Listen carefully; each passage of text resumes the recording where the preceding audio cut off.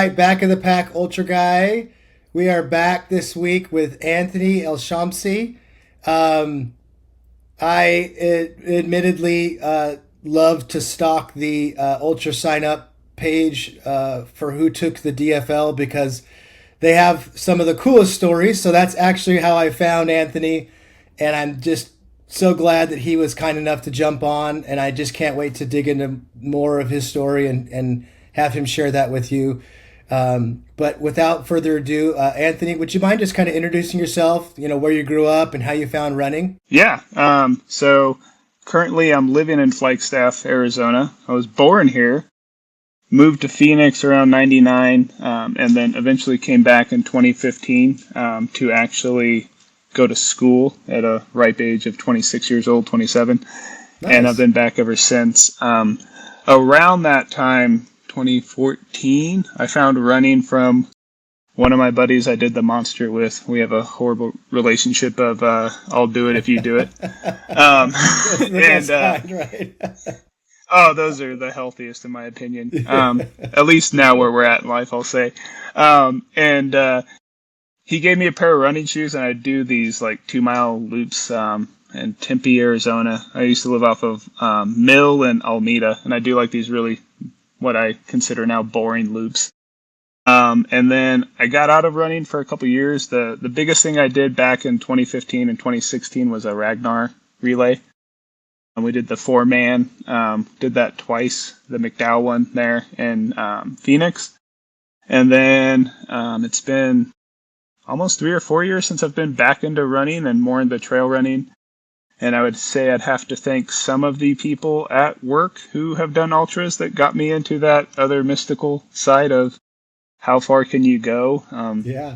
And how now I'm like, how much can you climb a little? Like that's living in Flagstaff. That's kind of, that's been my mode for the past year now. So. Well, awesome. Around that same time, there's a very good chance you and I were probably out at the Ragnar relay at the same time. So different dimension, we would have connected, but that's about when that I would have to go back and look at dates, but I think I did that one 12 or 13. Anyway, that's exciting. You definitely aren't a novice at this. You've been running for quite some time. I'm actually in the Phoenix area, so I know just where you were referring to in Tempe. I don't know if you could do your loops right now. It's pretty torn up down there. Back then, the development down there has just been crazy. It's just growing like a weed. Anywhere they can get a square of land, they just put an apartment building. So you're up in Flagstaff now, and you've got some coworkers that have encouraged you to get into the trail scene. What? Obviously, you've dived headfirst into the trail scene, hence how I found you. But I'd really like to kind of just poke your brain for a little bit about this, the differences between, when you first started to get into running and the community there, and then the differences you feel with the ultra community.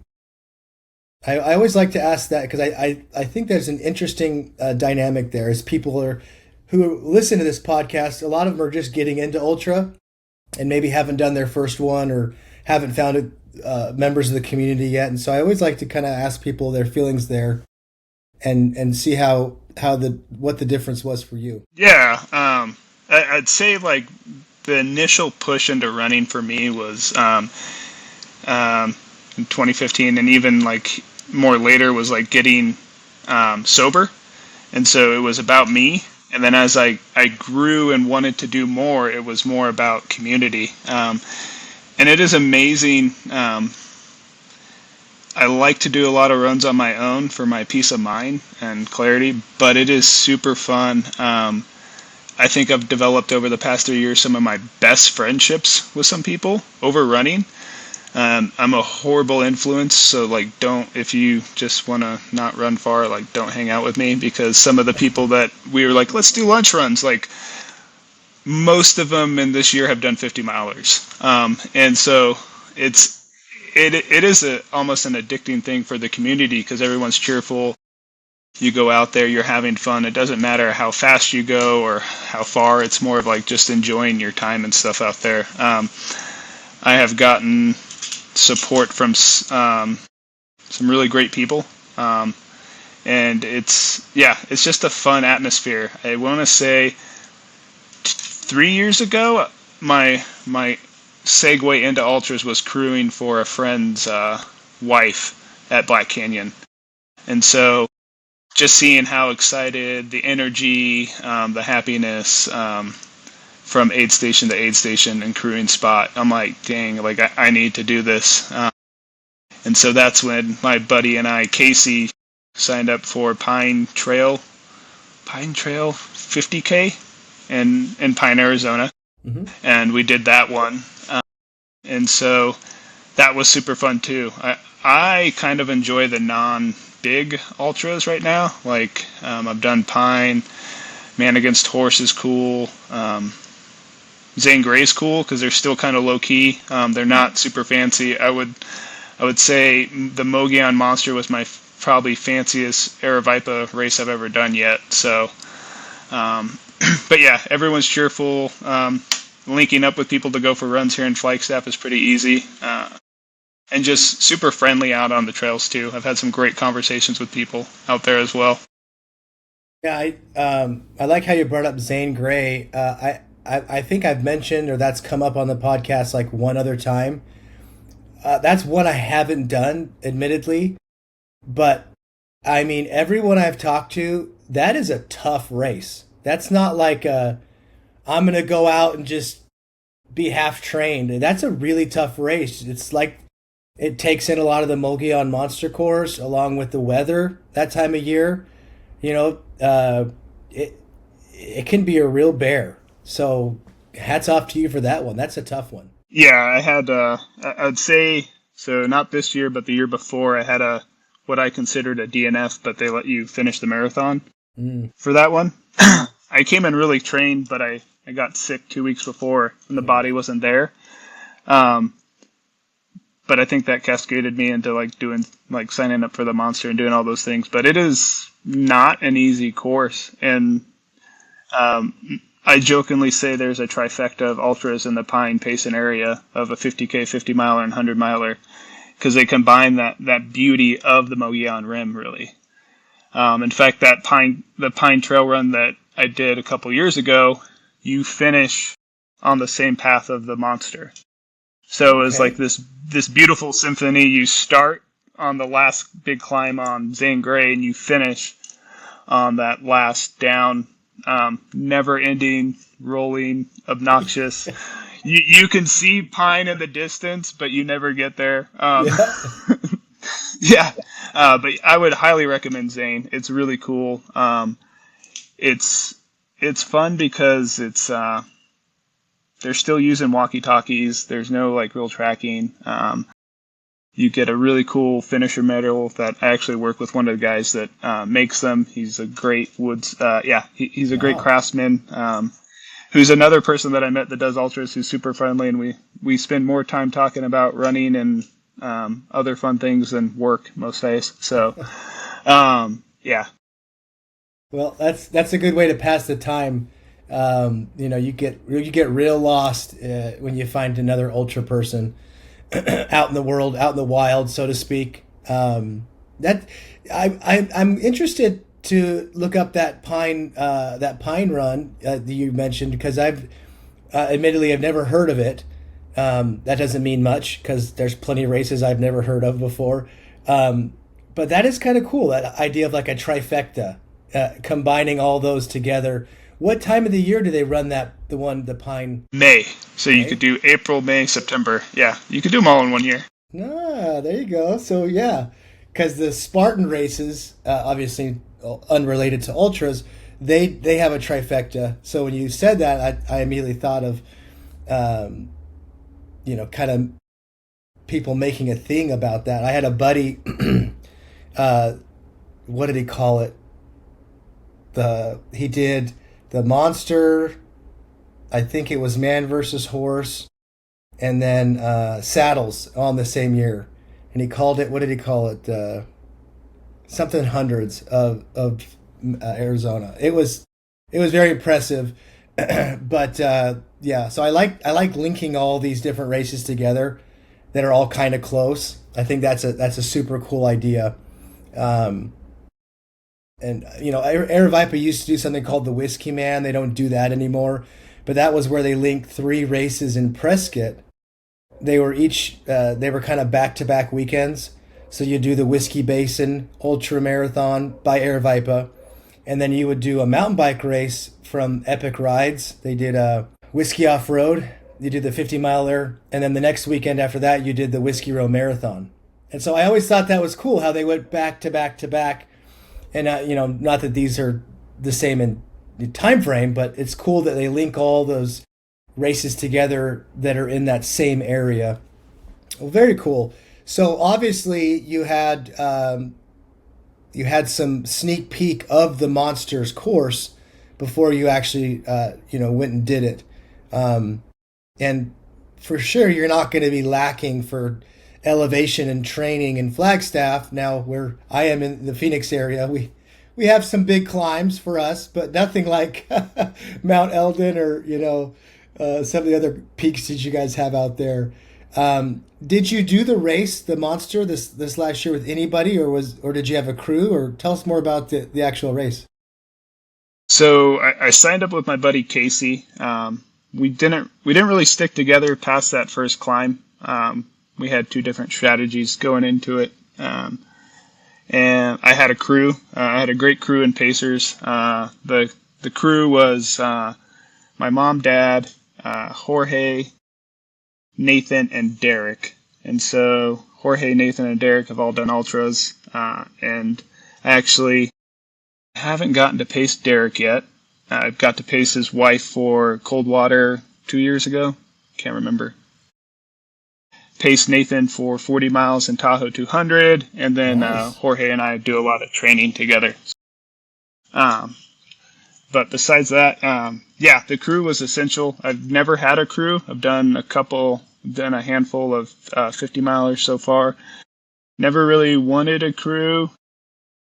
But when I signed up for the Monster, I kind of told my parents, I'm like, I want you guys to be here for this one. Like this one means a little more to me Yeah. than the 50 milers that you can, do in, a little over half a day or whatever it is, depending on how it is. And so they were absolutely vital. Actually, it was hilarious to see during it. It's funny. My dad's like, when did I first see him? Buck Springs. So that's like 42 miles in. Yeah. My favorite Monster aid station.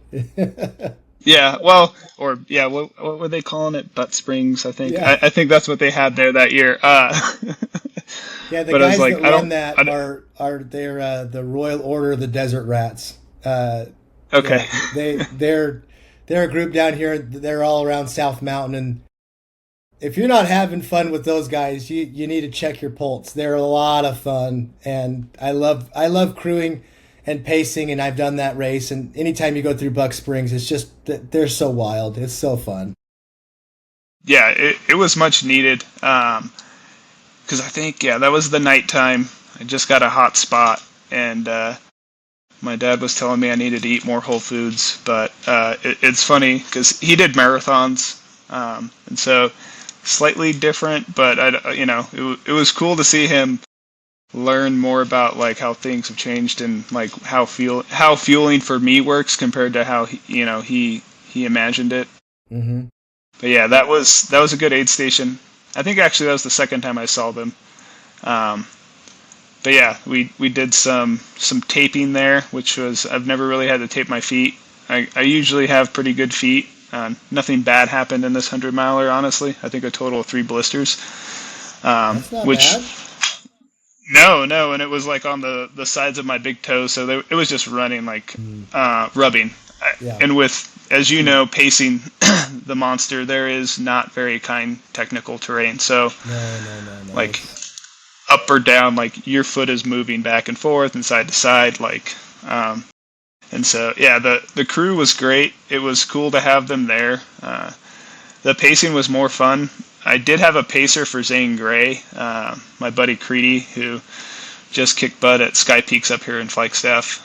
Him and I started running like around the same time, and we kind of laugh about it because our running journey has grown so much, from like doing like 3 mile, 4 mile runs to, he just did his second 50 miler of the year, or ever actually. Right on. And so I had a pacer for Zane, and then this was the first time like I had pacers through the night, and that was a different experience going into the night. I'd only done into the night pacing for Nathan before, and I learned a little bit about like sleepwalking in Tahoe. And so what was it, from Buck Springs on? That was fun with Jorge. He got me to, was it General Springs, I think, is that crew station, before Washington Park. Yep.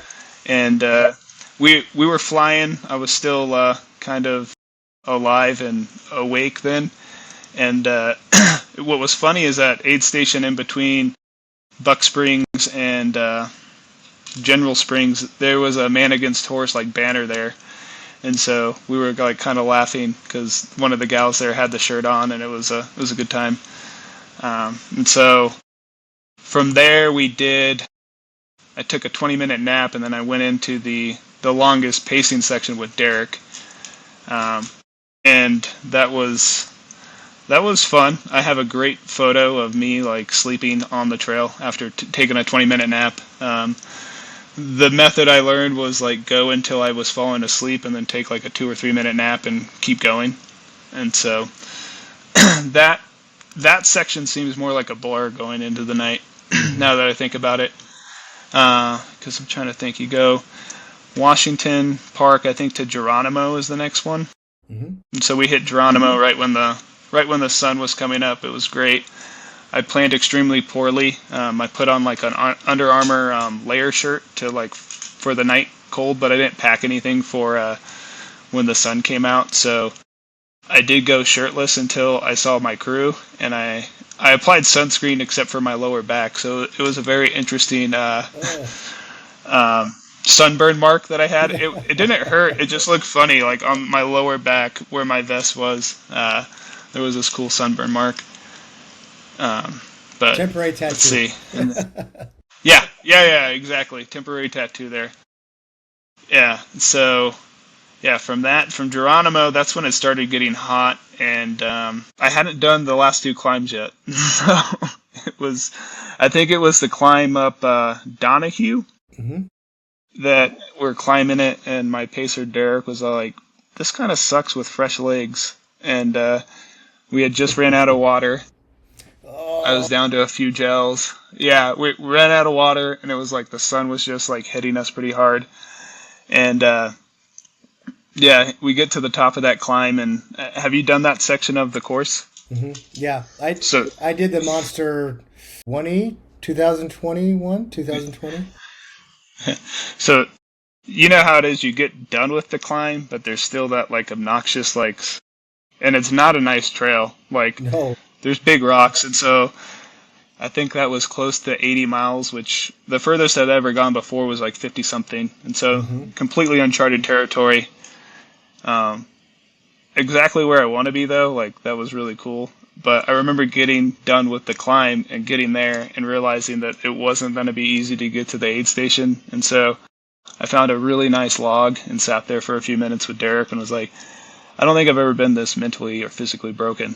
And then he's like, I'd really appreciate it if you could find some better hobbies. And I was like, Derek, I'm pretty sure that you kind of got me into some of the ultra running. And it was like this hilarious moment. And he's like, I may have said that. And so, this was your brainchild. Yeah.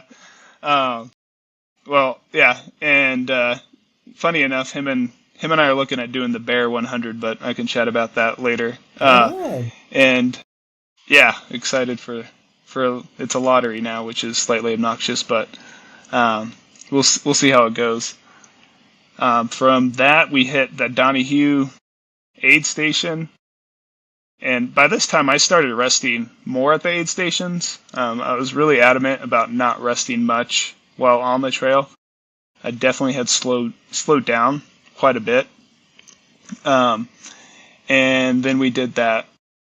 Then from down here, you go straight down, and not fun going down. I will say, though, I was extremely impressed with how well my legs handled downs. When I did Zane Grey, I didn't use poles, but when that final down on Zane Grey, I tried to open up, and everything hurt. At this point, I don't know if it's training or just like where I was at physically and mentally, like things weren't that damaged yet.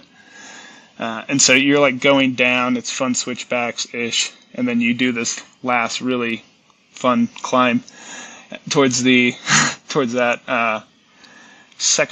the last crew area. And so that was great. I really enjoyed that climb because I like to do routes like that where like you got to climb before you get to enjoy maybe a down or something like that where you're beat up. And so I wasn't unimpressed with it. I was pretty happy about it. And we made it up there. I got to see my parents and my buddy Casey. He ended up not making cutoffs, so I got a little like morale booster from them because I was not. Yeah. I wasn't in a good happy. I maintained happiness when I saw everyone, but it was like I was pretty pretty done. And I just remember getting gels, getting water, and getting back on it with Nathan. And I was like, "Hey, bud, like I just want to walk and be quiet for a little." And he's like, "All right, cool." And I'm like, "All right." And yeah, the sun was out still, at least. And I had confidence that I could get it done, but it was a weird place to be at 85 miles, knowing that like you had to show up. Like your walking pace had to be within a certain range. I hadn't been in that situation since Zane Grey, but when I did that a couple years ago, I knew I didn't have it in me to get complete and stuff like that. And at least this time I did. It was a struggle, but I have to say, like having the crew and pacers and support like that meant a lot. Like having my parents out there, having a Jorge, Derek, and Nathan, like that, I almost miss more than the the actual distance because it was just fun. Like everyone wants you to succeed.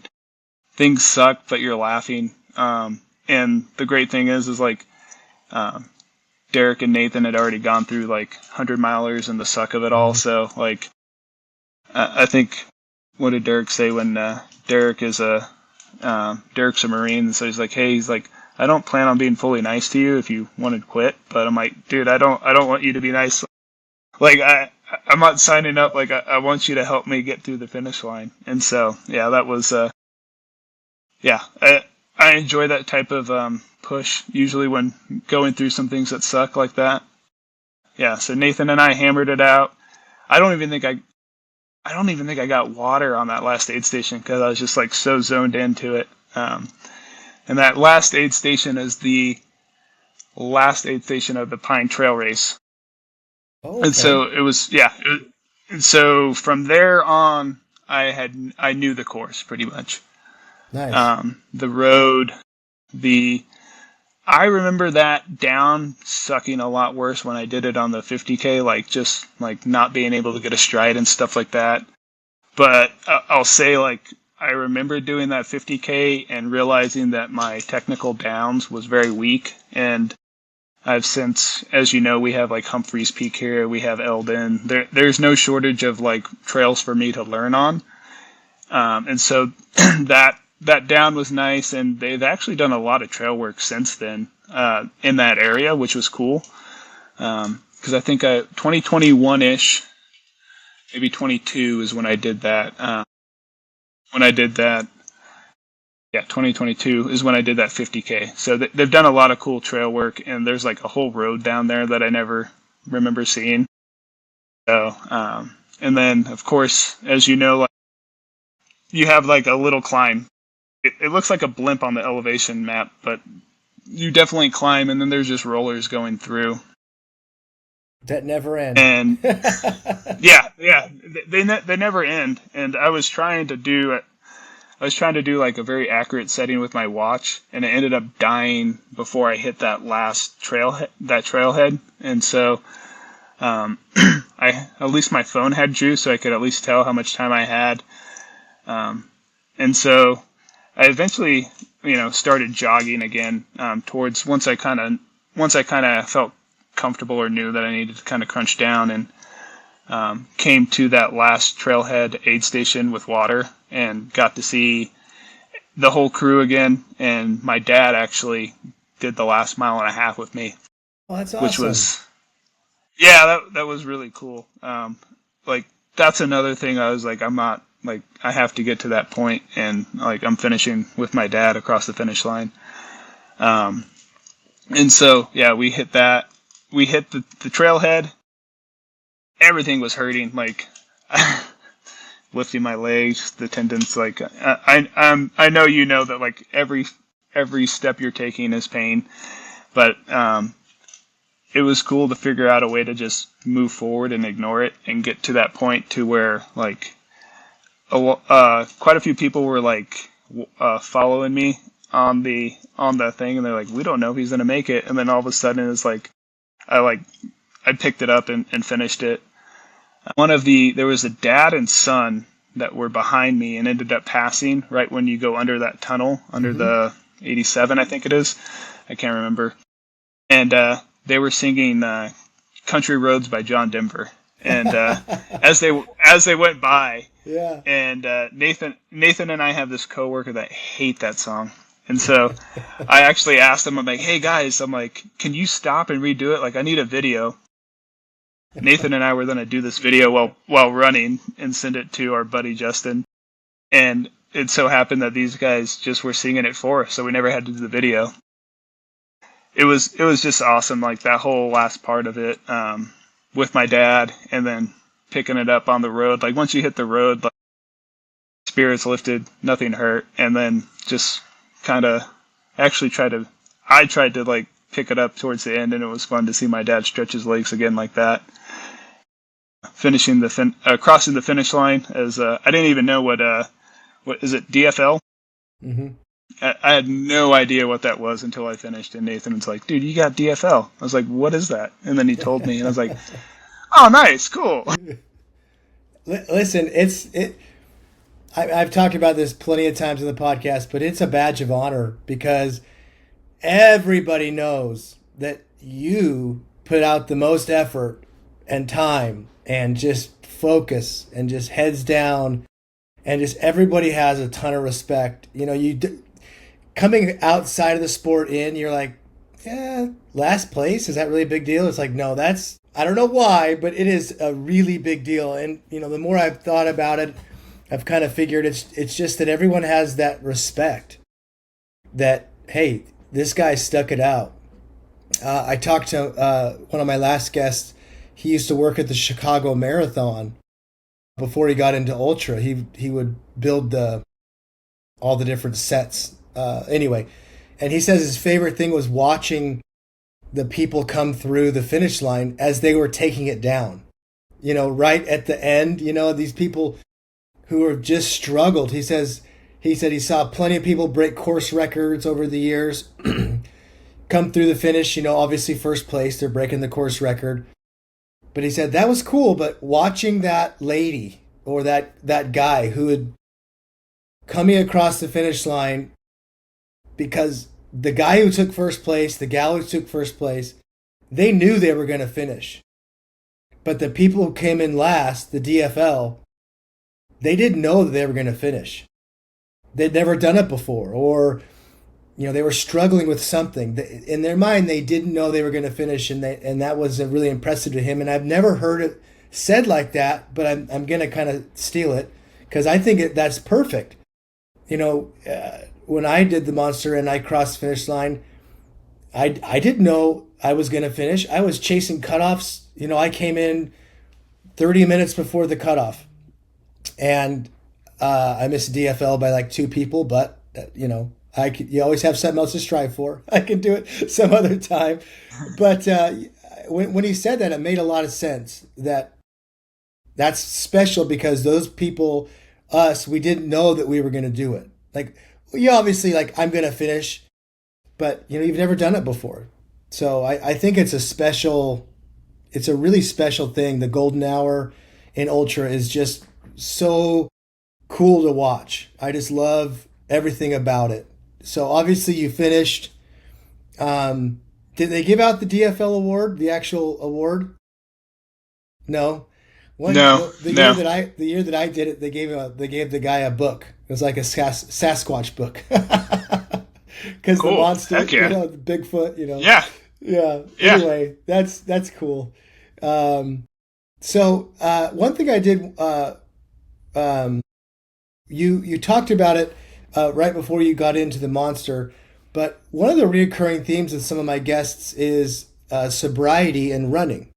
And you had mentioned that you found sobriety and you started running. It sounded like at the beginning of that journey. Would you mind talking about that for a little bit? Just kind of how that helped? Yeah. So first was 2015 ish. 2014 is when I got done with hard drugs. So meth was the choice, and I had a good amount of sobriety working at a restaurant with my buddy Casey, and got into running. It's a great outlet. I think addicts and alcoholics have really unique minds where there's a lot that goes on there more than most. And so running has personally helped me process it. Like, I know if I'm going out for a run, like, I got to run in before the podcast, and whether my mind's good or it's bad, when I get back, it's going to be clear.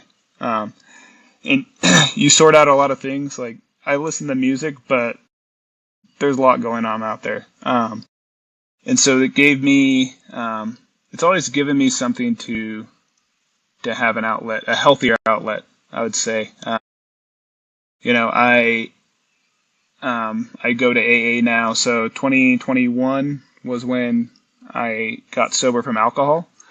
And that was a weird thing because at that time in my life, I'd graduated college, I'd gotten a job, like everything was great, and I wasn't great. And so getting into AA, going to treatment, doing all these things got me better as a person. And then eventually I picked up running again. Wished I never gave it up because it's there's just a beauty about it that I love.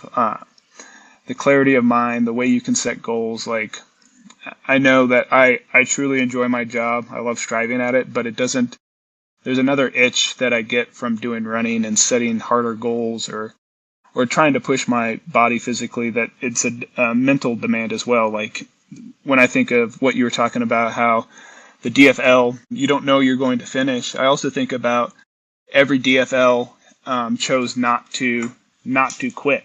Mm-hmm. Like that's another thing. Like, I remember being at the top of I forget that last cruise spot where you can pick up a pacer. But I remember hitting my cruise spot, getting gels. I think the three things my dad asked me what I wanted, and I was like, gels, water, and nicotine, because I do the pouches. I'm like, that's all I want. Got back on it, and I'm walking with a guy, and he's like, I'm done. He's like, I just can't. He's like, I can't walk anymore. And in my mind, like, I was processing, and it's just like, I feel like I can't walk anymore, but like, I can't not stop. And I think that's another reason why addicts and alcoholics like some of the endurance sports, because we've always struggled with not stopping other things. And so this is a good outlet as well, because we get to push ourselves in a healthier way, and it really helps you develop better. In my mind, like, when I think about when I when I wanted to stop drinking, when I really wanted to, like, that was the hardest thing I did at that point in my life. And now the hardest thing I've done in running is 100-miler, but I feel like I combine that with things with work and in life, with family stuff, with house projects, whatever it is. It's like the hardest thing I've done yet. And so running gives me that as well, and it kind of helps me build a better base for valuing everything I have, but also learning how to kind of push it a little as well. I appreciate you opening up about that. I think there's a lot of people, myself included, that need to hear things like that because, we're all kind of putting on a face in life, and a lot of people are struggling, and a lot of people are going through things that are you don't see on the surface. And I think that advice and that clarity of keep going, right? That's what separates, like you said, the DFL guy and then the guy who didn't complete it. Is they just kept going. I'm sure your feet hurt. I've been there. Mine hurt. And that's just that point where it's like, no, I'm not stopping. I'm gonna just keep going, and I'm gonna finish. So yeah, I really appreciate you sharing that. That's something personal, and I really appreciate you sharing that with everybody because I really think it helps people. Kind of brings a reality to the whole fun of ultra and the silly stories and the fun cruise stories, and it brings kind of a seriousness to it, but kind of along those same lines, that same spirit of not giving up. You don't seem like the type of guy to me that's like, yeah, that was cool, but I'm gonna start playing racquetball because that's harder than I like racquetball. I'm just picking some random sport. But you mentioned the bear, and when I got into ultra, like there was very few lotteries. Western States had a lottery, and I think Hard Rock did, and Leadville. But now I feel like they all got lotteries. What? I'd love to hear about your future plans and some. Again, you don't seem like the type of guy that's like, yeah, I'm gonna cap out at 100. It is what it is. Share with us what you have, as far as goals and things that you'd like to do coming up. So, yeah, goals. I have this personal goal this year. I'm pretty close to it. I want to gain from running a 250,000 vert. I'm at 215,000 right now. Wow. And so that's my goal for this year. I shifted on a personal level from like maintaining a healthy distance overall weekly, but I wanted to up the. I realized when I DNF from Zane and or I did the marathon, but I'm a little harder on myself than they wanted to let me. But that if I wanted to, my dad broke it down for me. We had this conversation. He's like, I feel like. I did the Leadville Silver Rush last year. Right on. Which was great. But I made it by 20 minutes and something like that. And he's like, I love that you're getting into the running and you're really doing it. But he's like, I feel like you're just surviving. And it would be a little more fun, like if you could, enjoy it a little. And so that got me into I like trails. I love the mountains. Climbing is something that I have to get better at if I want to enjoy it more, right? If I want to have a little more confidence as I continue to raise my bar, that I'll be able to finish it. Like chasing cutoffs is cool. I was chasing cutoffs all a monster. I was staying in front of them a healthy enough time. But it's still there's still like doubt and worry, like you don't know, and you don't know how your body's going to hold up as well. And so that's my goal for this year. I'm getting close. It's really crazy to think that what you have to average. And so next year, the only things I'll have on the books is I'm doing a 24-hour run in, where is it? It's called Crooked Road. It's Virginia. Oh wow! So I'm doing that with my aunt, my aunt and her partner. When they do that, 24-hour. So I'll try to do a sub 24-hour 100 there. We'll see how it goes. Nice, very cool. I missed it this past year because I did Antelope Canyon Ultra here in northern Arizona in Page. So do that, and then I'd like to find a 100-miler in August or September. So Derek got the approval that he can do the bear. So he's got 4 kids, a wife, and so him and his wife take turns doing races and stuff like that. So he got the thumbs up. He literally texted me a couple nights ago, and I was like, heck yeah, like, right on. You don't have to convince me. But that one excites me. I was looking at High Lonesome, but I don't know if I'll put in for that one yet. I have this crazy idea of doing an unofficial, self-supported, like, I have a really fun loop around Eldon. And have you ran around Eldon much? Not around Eldon. I've been up and over and then up and down. I've only ever done it twice. Okay. There's you can do the Lookout Road all the way to the top, and then you can take Sunset and go down this trail. And so there's a route that I came up with post Pine Trail that kind of mimicked the way that Pine Trail was with a climb, rollers, and then another climb. And so that's a roughly like 25, 26 miles. And I think I can convince enough people to either do loops with me or come out during the night. And I'd like to do 75 to 100 miles during the July on that as an unsupported one, just for fun. Wow. And try to convince some people to do. But yeah, the bear, I want to get slightly higher mileage weeks with maintaining or increasing the vertical climb as well. And then the big long goal is 2027 Cocodona with my buddy Creedy. So that is, so in reality, I'm just going to use next year to train for Cocodona.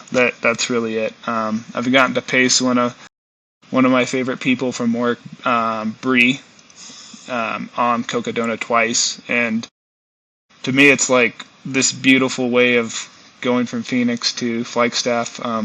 I love how they kind of made the course worse, in my opinion, this past year. Well, they make you go down too. Before they'd make you climb up the Lookout Trail and then down the nice, beautiful Eldon Lookout Road, which you can... Yes, yeah, at the end. And now they make you go down the Lookout Trail. So the year I did it in 23, you went up and then down the Lookout Road. And the guys I've interviewed that did it this year, they mentioned the Hangover and the Reverse Eldon, I guess some people have called it. That was pretty tough. Well, so like I was gearing up my year this year. I did Speed Goat in July, and then I did the Monster. So I was just looking for stupid things, and so I actually decided to go up Blue Dot, which is a horrible route on the face of Eldon, where I think you climb all of Eldon in 1.25 miles, and then it's pretty cool. Like if you ever want to come up and do it, heck like, yeah, dude. This is one of the best. I would say this is my favorite time to be on the mountain, because even though it doesn't get as hot as Phoenix, I feel like you're under a magnifying glass during the summer here, and so you burn quick. It does kind of suck. You climb that, and then I found that it's kind of fun to go down the Lookout Trail and then come back up and then enjoy the road down. But I will say the Lookout Trail is not that much fun to go down. Especially, what are you at, like 240-ish miles on your feet? Like, I'm sure, I'd want to know how many poles were broken at that that's point. what I thought too. That's exactly what I thought. I was like, man, those carbon fiber poles or those, light aluminum poles are just going to snap. Someone's just really leaning on those. Going up that part is tough. I can't imagine coming down, because at that late in the race, going down something technical, it's really tough. At least for me. I mean, I'm just obviously speaking from my experience, but I mean, even in hundreds, going down something technical at mile 89 is tough. I mean, it's not just the 200s. It's those sore legs, the feet. You're feeling every sharp point on a rock between your, underneath your foot, and yeah, it's no thanks. Well, and do you feel like you're working harder to go slower because you can't go fast when you're going down. Yes, Like that's how I exactly. feel. It's exactly it's taking a ton of energy to keep yourself stable. Your legs are weak, and so all of a sudden, all these other muscles who you don't really use ever because you don't walk around with 100 miles under your feet all the time trying to go down technical things. So you really just can't recreate it. The exact feeling in training.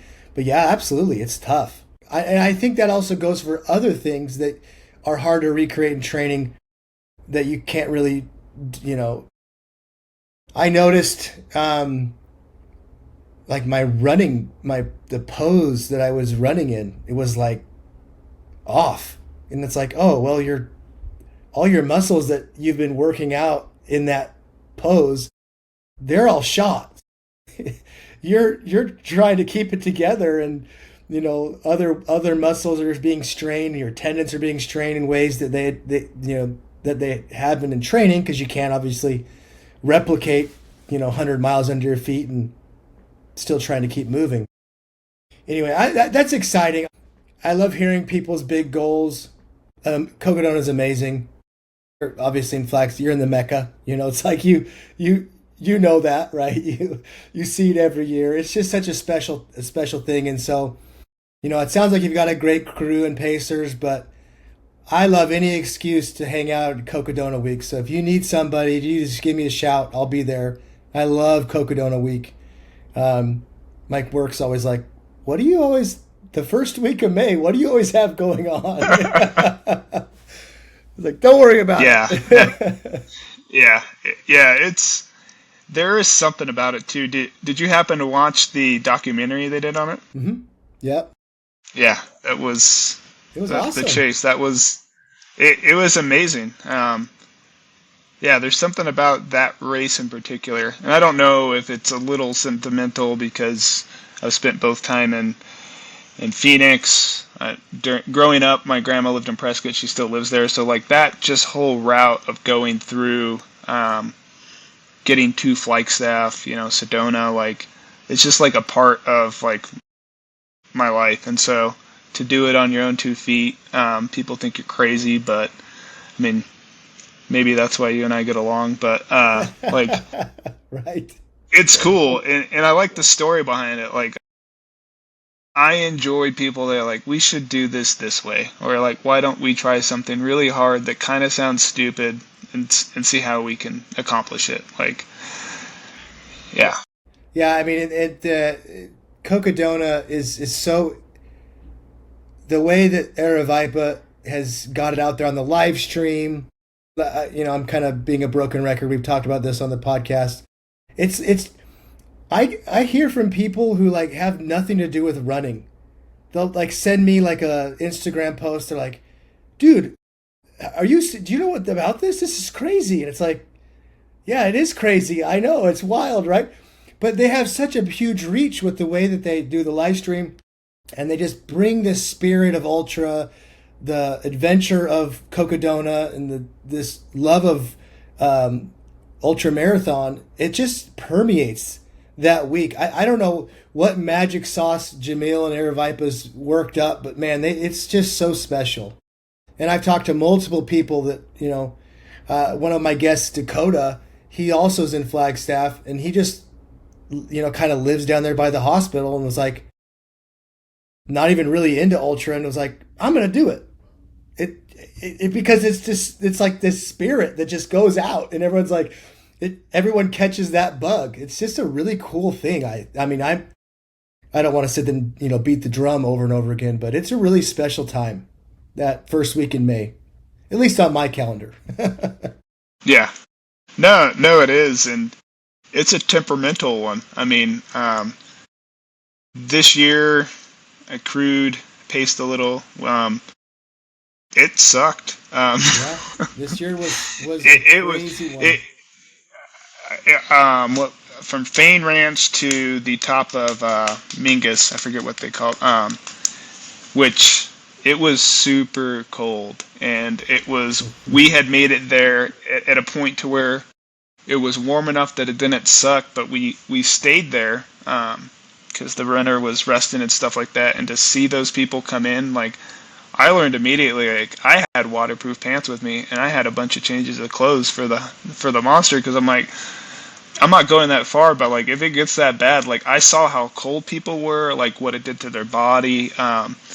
There's a lot that can go into those multi-day races, but it's also kind of exciting because it's, yeah, you don't know what's going to happen. I Yeah. love. I don't know if you've ever listened or know of Taylor Spike. Hmm. I think he took second or third in the Arizona. Is it the Arizona Monster, that 300 Yeah. miler? Yeah. I listened to his recap before Zane Grey of that whole race, and he had this quote that I loved. He's like, "It'll never hurt as much as that one time," and that's because when you're doing some of your training, like, you kind of beat yourself up enough that, like, you're preparing yourself for the race, but like, when you get the bad weather and you have like all the what ifs happen, like, it's kind of fun to just enjoy that moment and get through it though. And Yeah. yeah, the Cocodona this year was pretty intense, like multiple days with nothing but wet feet for people. Like, it's I, not a good. hats off to everybody who did Cocodona this year. It was, I mean, watching it from the sideline was intense. I can't even imagine what it was like to do it. The swings in the weather and the extreme nature of the weather was just crazy. Really cool, but crazy at the same time. Well, listen, Anthony, I really appreciate you giving me the time and coming on. I think that you're a really special person, and your story I think is going to touch a lot of people. So I really appreciate you sharing that. I do like to give my guests a chance to kind of say some last words or give a shout out to some people or somebody. So I'll leave that to you. Let you kind of get the last word in. Yeah, well, first of all, thank you for reaching out. Ethan asked me after you told me what the DFL was if I got an award, and then a couple days later you reached out, and I was like, oh, I did get an award. That's pretty cool. Oh, thank you. That's fun. I appreciate everyone that has supported me, not just in the ultra running, but just throughout some of my unique things in life. I value all the good and the bad because it's kind of helped me get to where I'm at. And I'm always happy to talk about my experience and talk to others about their stuff, because I think you brought up a good point about people just, they struggle. I'm grateful that I'm an alcoholic and addict, because I was kind of forced to work on myself, if I'm being honest. The um, working the steps and stuff like that, like, has taught me a lot about things that I lacked. But I think it's important to realize that everyone struggles, and at the end of the day, like, we're all here to help each other, if people want to. And huge shout out to my mom, dad, Jorge, Nathan, and Derek, and Creedy and Casey for continuing to push their limits so that I don't ever get lazy as well when it comes to it. Yeah, I don't think I would be where I'm at without the support and slight stubbornness on my end. But Hmm. I really appreciate you reaching out and doing the podcast. I love talking about running and the journey of life, because I think they're intertwined. No, And yeah, you can if say you that again. yeah, if you ever want to come up for some fun trail runs in Flagstaff, let me know. I'm 5 minutes away from Eldon, or we have some kinder loops over by my place. So Right on. Well, yeah, I definitely will. I try and get out of the valley as much as I can. No offense to the Phoenix area, but I love to get out as much as I can to Pine. Pine's one of my favorite places, and I love Flagstaff. So absolutely, I'll definitely hit you up. Anthony, another thing I do for my guests is I'm going to send you a gift just to say thank you from Death March Running Company. And I'll get your information offline, obviously, and get that sent up to you. But again, thank you so much for jumping on, and um, keep it up. I think with a crew like that in your corner, you're not going to be getting lazy anytime soon. no, no, no, not at all. I PT'd the things that were wrong, and yeah, I'm back to running and already got the the next goals in mind. So It's awesome. Well, keep it up. And again, thank you so much for jumping on. yeah, of course. Thank you. Take care.